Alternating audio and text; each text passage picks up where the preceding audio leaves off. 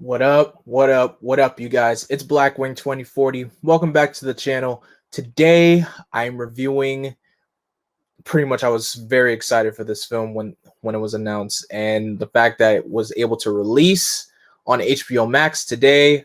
I'm so happy about it. That's right, guys. I'm going to be reviewing Godzilla versus Kong. Now, originally, this movie was supposed to release last year, but of course, got delayed due to the pandemic. So thankfully, Warner Brothers has released the film in theaters as well as HBO Max.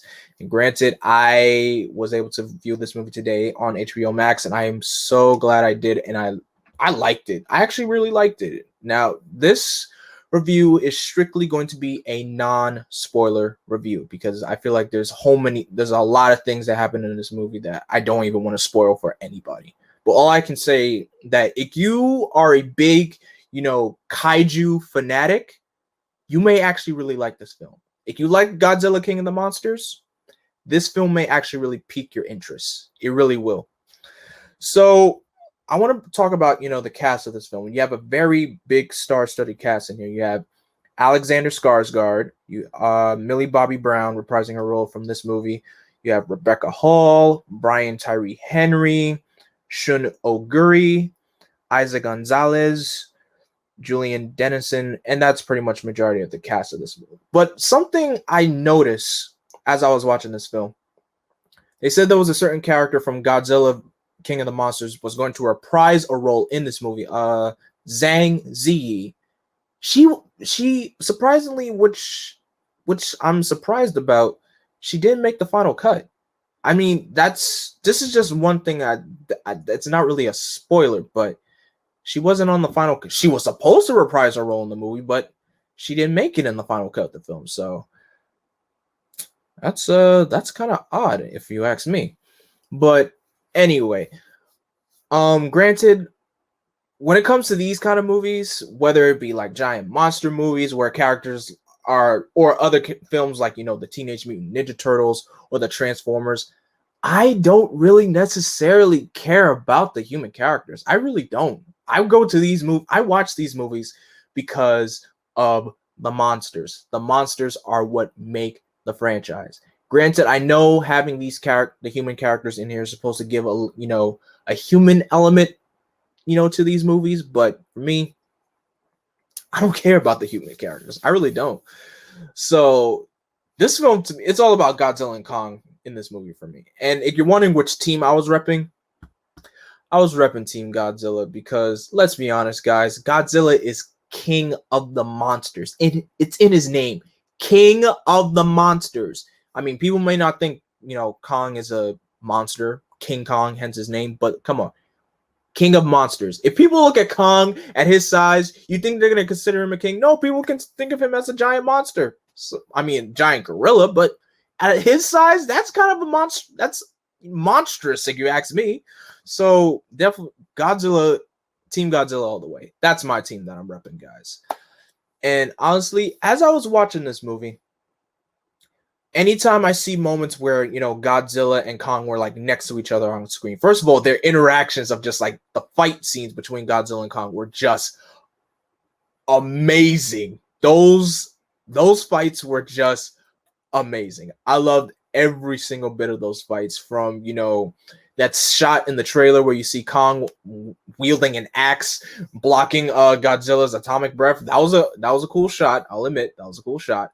But just seeing the moments like when Godzilla comes onto that ship that military ship, and just like stands up to Kong right in his face, and Kong just throws a punch right at Godzilla. Those shots like that were just spectacular to see.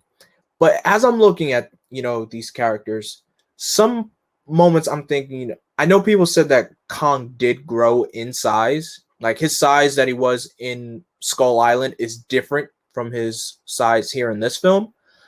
But also when I'm looking at Godzilla, I'm just like, did Godzilla shrink a little bit?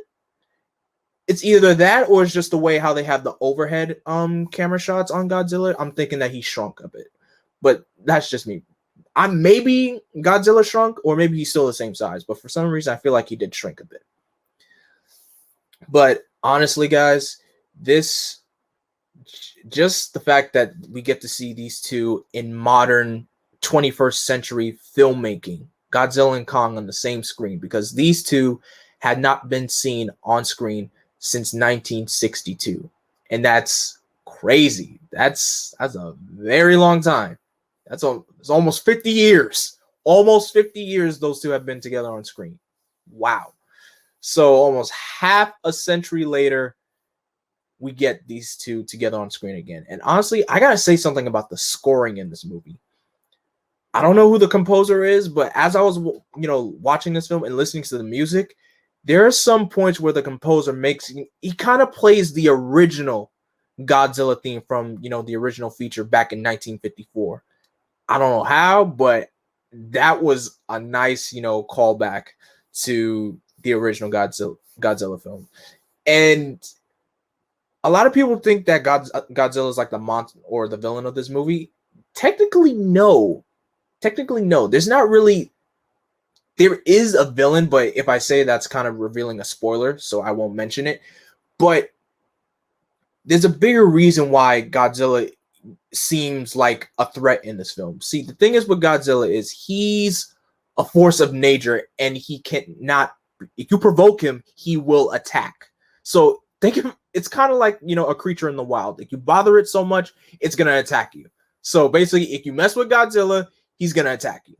So to see him, how he was like humanity's savior from saving everybody from King Ghidorah and King of the Monsters, to this being like someone that doesn't want to be bothered, like you don't piss him off.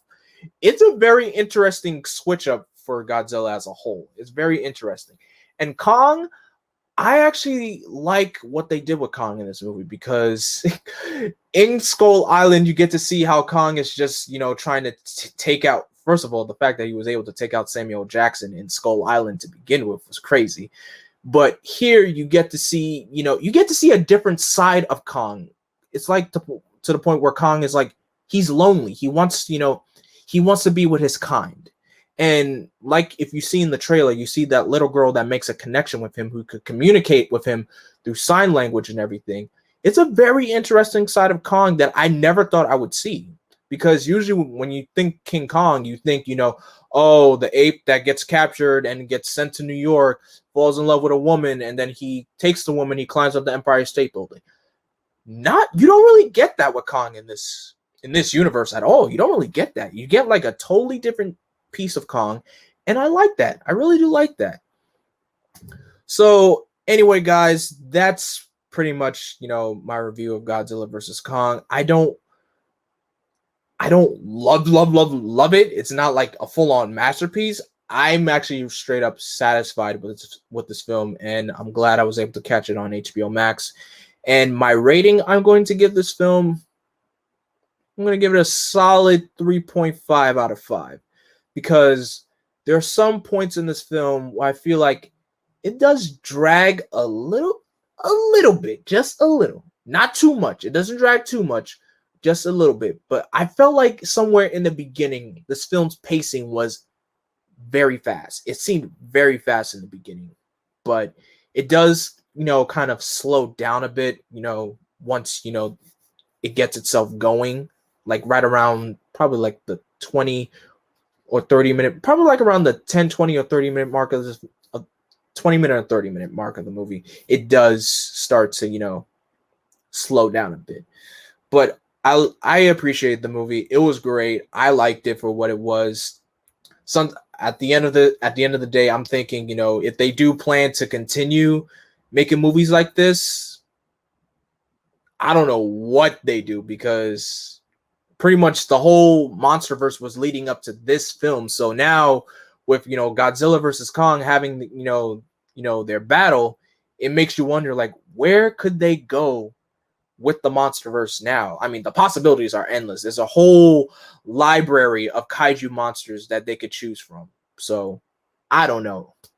But anyway, thank you guys so much for watching. In the comment section below, what did you think of Godzilla versus Kong? Did you like it? Did you dislike it? Did you think it was in between? And also let me know which team you were repping. Were you repping Team Godzilla or were you repping Team Kong?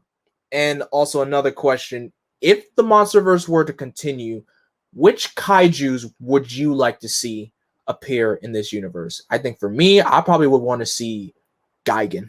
I think I would. I think they could probably pull off Gigan in this universe. I don't know, maybe. And Destroya. Oh, Destroya is an ugly looking monster. But anyway, guys, thank you guys so much for watching. As always, don't forget to like, comment, share, and subscribe, and click that bell to be notified. Follow me in all the things: Twitter, Instagram, Facebook, and on Twitch. And as always, I am Vengeance. I'm Darkness. I am Blackwing. Stay golden.